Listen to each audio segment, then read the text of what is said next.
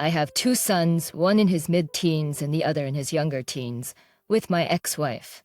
Our marriage came to a bitter end when I discovered that she had been married to me for over 3 years while I supported her through returning to school to switch careers to a higher-paying one, even though her previous job paid as much as mine. I tried my best to save our marriage for years, feeling that it was fractured. She went along with it until she got what she wanted, and then she was honest and admitted that she had never truly wanted to save our marriage and had been over me for a long time.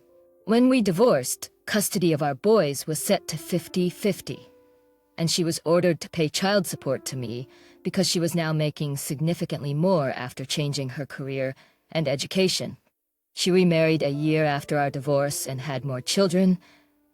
However, things took a turn for the worse after the birth of her last child 4 years ago. First, her husband was diagnosed with cancer.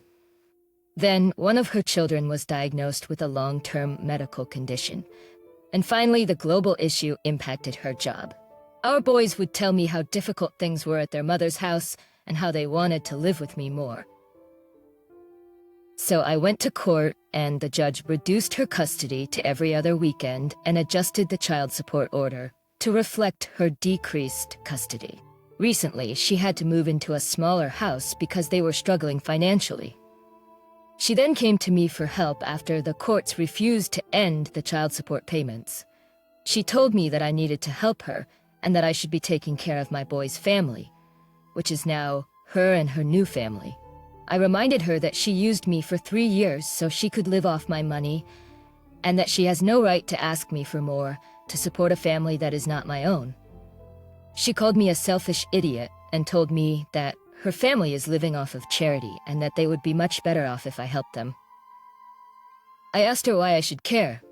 She then revealed that she wished she had cheated on me while we were together, and that using me for money was not enough for her. Once again, she brought up her family and how they would suffer without my help. I told her that I didn't care if they suffered or not. They are not my responsibility, and my only concern is my children. She called me an idiot, and her husband even sent me a text that night calling me a cruel idiot and hoping that my boys would hate me when they realized that I wanted their whole family to suffer. Am I the idiot? No, I am not the idiot. And I find it satisfying that karma has caught up to her. She used you and then ended up having to pay you child support because she now makes more money. Make sure that your kids do not have the money you have given them stolen by your ex-wife and her husband, and that they are not brainwashed by them. Is she actually struggling financially? It doesn't seem like it. She moved into a smaller house, but it is still a house, not a shelter or even an apartment. Are they receiving government assistance? I get the feeling that she is having a hard time adjusting to a more modest income, but not that she's totally broke. You also know she has a history of manipulating money out of you. I'd leave this up to the courts. Shouldn't the courts lower her child support payments if she was really broke? I agree. If she were really destitute, then the courts would have adjusted the child support payments accordingly. OP, you both moved on. She's going through a rough patch, but that's her life. She used you and is emotionally blackmailing you into being an ATM all over again, especially after using you as a cash machine to get ahead in life. She made you a stepping stone for her career, so you don't really owe her anything. Call her a deadbeat mom. Obviously, she made really poor decisions for herself, and you have nothing to do with it. Take the kids and give her room to work out her predicament. Yeah, how does someone just randomly decide someone else is responsible for them? Crazy. Make sure you have a high-level conversation with your boys so that they're prepared for your ex and her husband to try to paint you as the root of all evil when they go over there. Keep all communications written so that they can be presented in court.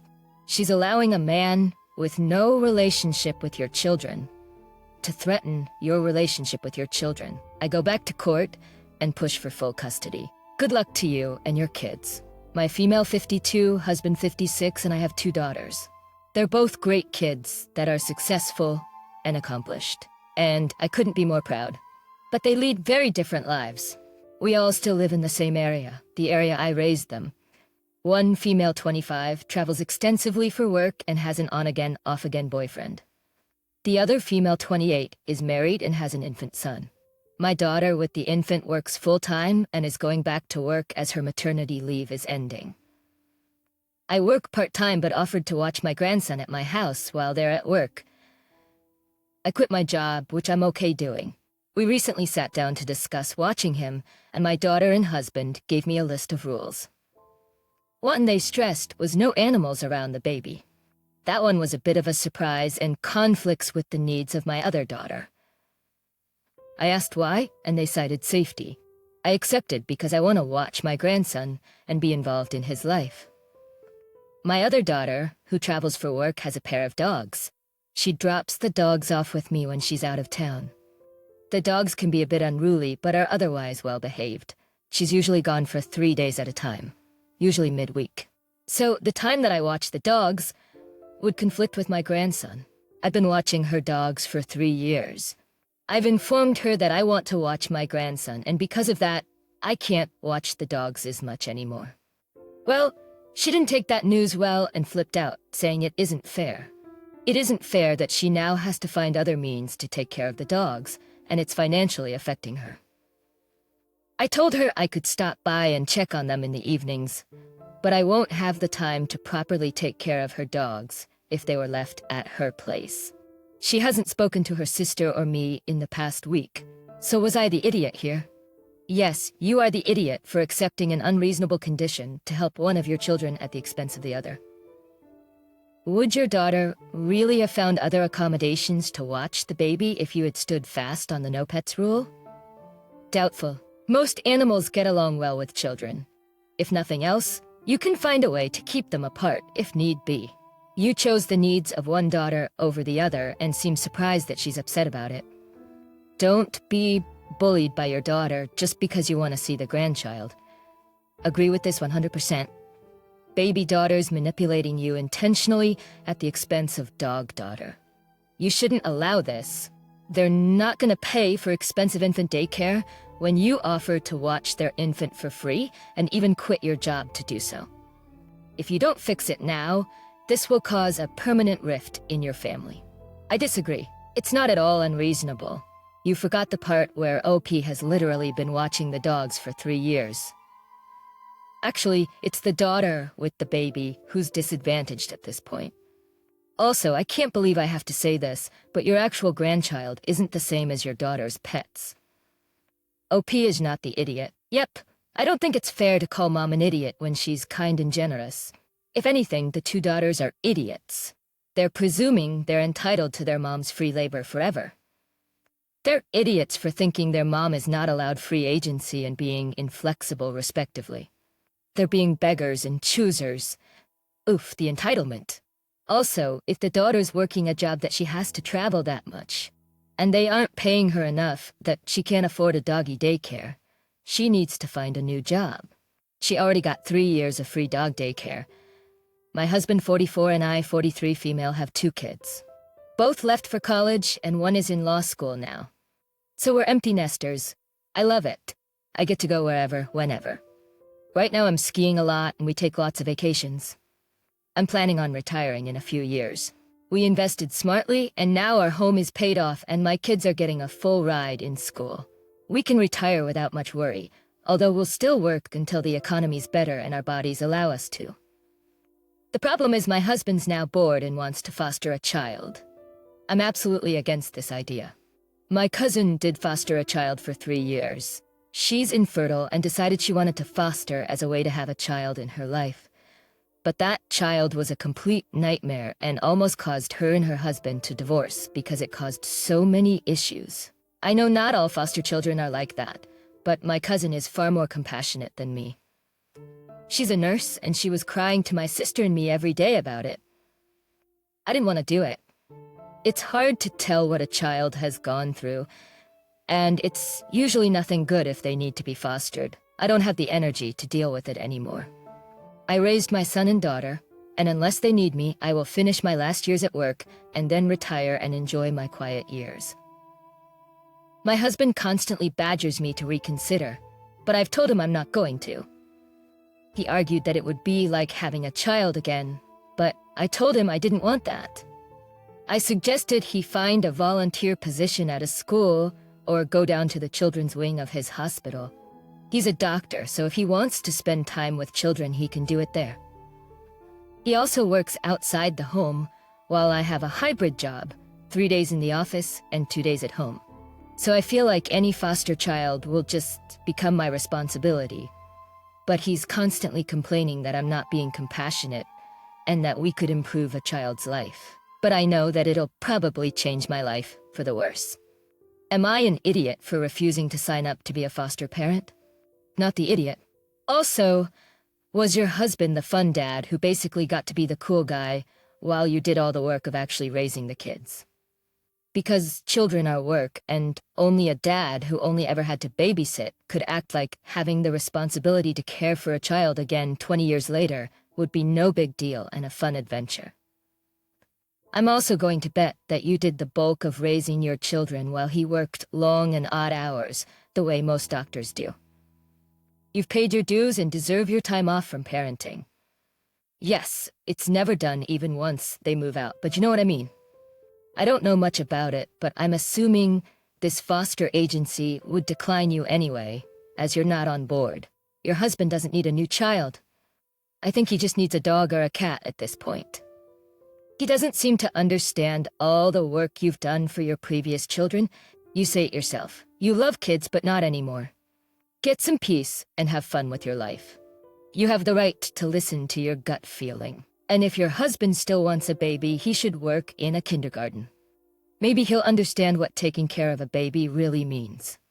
I, a 21-year-old female, have an apartment 2 streets from my family's house.